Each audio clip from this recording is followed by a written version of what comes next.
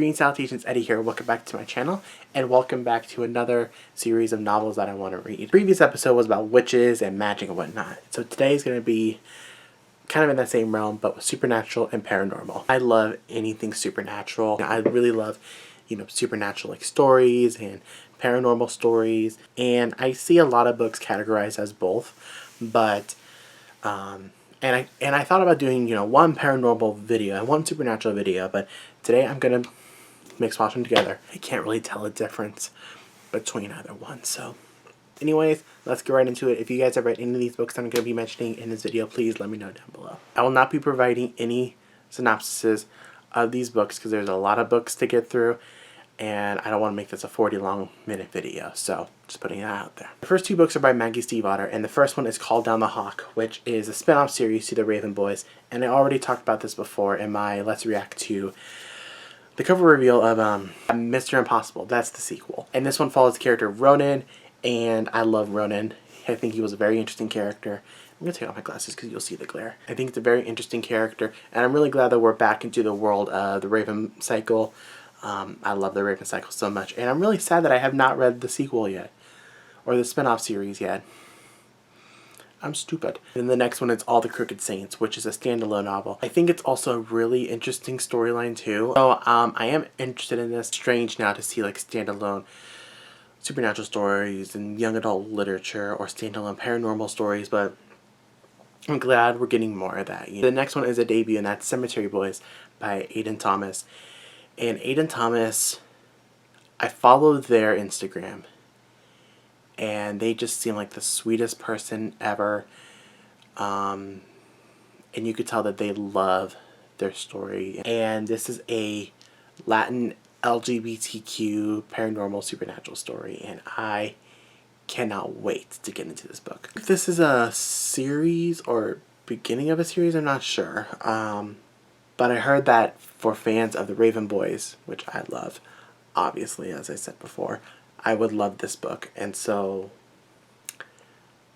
I know I'm going to love this book. The next two books by Grady Hendrix, and the first one is My Best Friend's Exorcism, which reminds me of like those old cheesy 80s horror films, which anything with that I'm going to love. And then also is The Southern Book Club's Guide to Slaying Vampires. Not much I can say about the plot because it's obviously in the title, and also I just love the cover too. I think the cover is amazing. Next is Lovecraft Country by Matt Ruff, and if you have not watched the show is outstanding. The show is so good. Basically, it's all of Lovecraft's creations, H.P. Lovecraft's creations, into one story, and it's so good. I have not read the book, obviously. I watched the show because, for one reason, Journey Smollett Bell is in it. Hashtag My Black Canary. But also the show, the trailers were really interesting, and then once I watched the show, goddamn, I couldn't stop watching it. But I heard that the book is really good. It, one of my friends who is a H.P. Lovecraft, fanatic, said that the Lovecraft Country book and Lovecraft Country show is a very respectful tribute, I guess, to H.P. Lovecraft's work. So that's exciting. The next two books are by Jennifer L. Armentrout, and the first one is Storm and Fury, which is the first book in that series. I can't remember the name of that series. Here's the thing. I don't love her Lux series. I actually really did not like that series at all. But I kept reading because I wanted to see if it got better. And I found it kind of lacking in some places. I didn't really like Damien or whatever his name was. I didn't like Kat or Kate, whatever her name was. I think the whole alien story was interesting, but I don't know. But I do want to read this one because this one does sound a little bit more interesting than the Lux series to me. I did read her Don't Look Back novel, and that one I did enjoy, but I saw the twist coming. And then the other one is the Covenant series, which starts with Half-Blood. And I did check this out from the library. Couldn't get into it. I think I said this in my last video where I tried to read Born Wicked, but I wasn't at the right frame of mind to read it, so I didn't read it. But I do want to read it now. And Jennifer L. Armentrout's writing, I can get through that book because it is sort of a fast-paced writing style. I did hear the White Hot Kiss, which is the first book in her that series. I don't know what the name of that series is. I think it's just called like the White Hot Kiss series. I heard that was her best series. And her book Wicked is being turned into a film. And they're already like filming, they cast and, you know, whatnot. And I follow Jennifer L. Armentrout's Instagram, and she's a pretty entertaining lady, I'm not gonna lie. So Half-Blood, I believe it's a mixed mash of like Greek mythology or something like that, and paranormal and supernatural stuff. So I don't know, might as well just give it a try, right? Then the next 3 books are controversial picks. So I'll just put them all on this side. So I have Hush Hush by Becca Fitzpatrick, Fallen by Lauren Kate, and Evermore by Alison Noel. And let me just say this. I recognize the criticisms of those books, but I'm choosing to read it myself to see if I agree with them or not. I just don't like to read a review and just say, oh, I'll never read this book. Because all 3 of these series that I'm talking about right now have such a huge recognition, for good reasons or bad reasons. I'm going to read and find out that it's sort of hard to ignore. And Hush Hush was, I think Hush Hush more than Fallen and the Evermore series, which I think is called the Immortal series. Hush Hush was more popular because it was comparable to that of Twilight. Well, not comparable, but it was like, if you like Twilight, you will like Hush Hush. And I heard that the main love interest, I believe his name is Patch, I heard that he's kind of a jerk and whatnot. But I heard that the main character is kind of stupid as well. But I'm going to read it. And if I own all 4 of the books and I end up not liking it, then whatever. And if I end up somewhat enjoying them, I'll be okay with that too. And like, I just hate when people review a book and they'll say, don't read this novel because it sucks and yada yada yada. Let them make their own opinion, you know? And that's how I feel about Fallen and the Immortal series. I heard really mixed things about both of those series, but I'm going to make my own opinion, final thought of those books. And I'm just going to say it. If I like those books, I'll come out and say I like those books. I'm not saying the same thing for Hush Hush because I'm not sure yet, but I'm going to give it a chance. Just putting that out there. And Hush Hush and Fallen deal with fallen angels, and Evermore deals with, I think, kids with like certain paranormal supernatural powers or something like that. I will give them a chance. I know Evermore has quite a number of books, but I will power through and I will make my own opinions. And I just really hate when someone reads one book of the series and then just assumes that the rest of the series is crap. That's why I stopped watching like 80% of the booktube channels or whatever. And like same with like television series, you know? It's like I've been guilty about the television series, but I give a series three episodes, and if I'm not hooked by the 3rd episode, I'm not going to continue with the series. But I will only judge the series off of the 3 episodes, not the entire series, like most people do. But I will do another video called My Biggest Pet Peeves when it comes to YouTube, and I will do that later. So, final thought, I will read Hush Hush, Fallen, and the Immortals series. Okay. And I will form my own opinions about them. Next is the Wicked Lovely series by Melissa Marr. And this one is also another paranormal series. I heard this one's actually really, really good from most people. I heard about this book more in 2012 and 2013. That I was like, you know, one of the best series on earth, and now they're kind of like dying out and whatnot. Honestly, it sounds interesting, and I want to give it a chance, so that's on this list. The Merciless series by, who is it? Danielle Vega. And I believe it's about an exorcism or something like that. I have the first two books somewhere. They're either down here or they're upstairs. I'm not sure.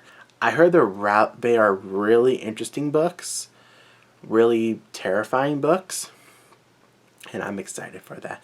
I have the first book in paperback. It has like that weird like canvas feeling to it. Next is the Asylum series by Madeline Rowe, right? And I heard that for fans who love Miss Peregrine's, they would really love this series. And I really liked the first book of Miss Peregrine's, and I think I would really enjoy the Asylum series. I think there's a spin-off, I think, of the series. But honestly, by the covers, it's pretty terrifying. The next three books are by Michelle Hodkin, and they are the Noah Shaw files, or what are they called?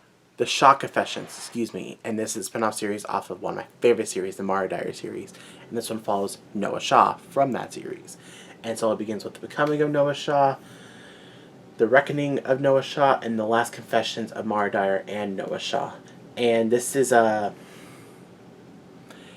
I don't want to give too much away of Mara Dyer, because I think the beauty of it is to read the jacket and go into it. And that's how I felt about it. And I loved the Mara Dyer series. And I really want to get back into the world of that series. I really enjoyed the character of Noah Shaw. So I'm really glad that he got his own spin-off series. The next three books are by Tahada Mafi, and they're books 4, 5, and 6 of the Shatter Me series, which is Restore Me, Defy Me, and Imagine Me. And I love this series. I don't really give a shit who knows. I love this series so much. It is such a fun series. I love the writing. I love the characters. I love it all. And the covers are outstanding. I think that what's so interesting about the Shatter Me books is that, I mean, the first three books, obviously, since I haven't read beyond, Ignite Me, is that Juliet's writing in the first book is like really it's like reading a journal, because if you're looking at a page and it's like, words, some will be crossed out, some will be like no periods, no commas, no semicolons, no nothing. But then by Ignite Me, everything's full sentence, there are no cross-outs, there's nothing. And I believe that's the same case with books 4, 5, and 6. Not sure, but I'm really excited to get into it. Next is the Paranormal series by Kiersten White. I talked about Kiersten White in my historical fiction video, which I will link down below with the rest of the videos in this series. But this one, I don't think it's her debut series, but it's really the series that she is quite known for. And it's like funny, cheesy comedy and supernatural, paranormal stuff, and honestly, I'm here for it. I did read her Illusions of Fate and In the Shadows, and I love both of those books. I have not read Mind Games or Perfect Lies, which is the sequel to that, but those books are like really thin, so I have no doubt that I could fly through both those books in like a day. But In the Shadows and Illusions of Fate are spectacular. And I really want to get into Paranormal Sea. I really think that it's going to be one of those series where I will just fly through it. Next is Holly Black's Curse Workers. Now, Curse Workers is sort of a different look into the world. So basically you have these people. I will give the plot of this one. This one is like set in a world where people have the ability to do magic or be curse workers. And to identify a curse worker, they wear gloves, leather gloves. And if they don't have a glove on, it's like they're walking around with a weapon. And this book, I believe, is like mixed with like mafia, mobsters, godfathers, and like murder mystery and magic. And honestly, it just sounds like a perfect equation for Holly Black. And I'm here for it. I really am here for this. And the new covers with like the dots, spectacular. Next two books are angel novels. And this one is Unearthly by Cynthia Hand. I heard nothing but amazing things about this book. Like, literally nothing but amazing things. Like, I heard that the love triangle is like one of the most well-written YA love triangles ever. the main character, Clara or Clara, however you want to pronounce her name.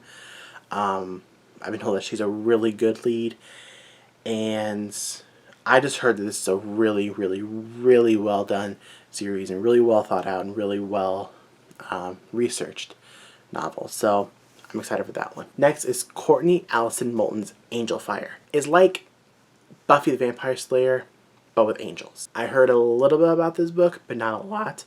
But I heard that the trilogy is really, really, really good. And I heard that the relationship between the two main characters, Ellie and Will, is it's like a charming one. It kind of sounds like a Crest and Thorn kind of thing from the Lunar Chronicles. So I'm excited for that one. That's going to be it for me today. If you guys enjoyed this video, please give it a big thumbs up and comment down below your thoughts of these books that I mentioned down below. And what did you think of the Hush Hush series and the Fallen series and the Immortal series? Just be honest. Let me know. And for more content, subscribe.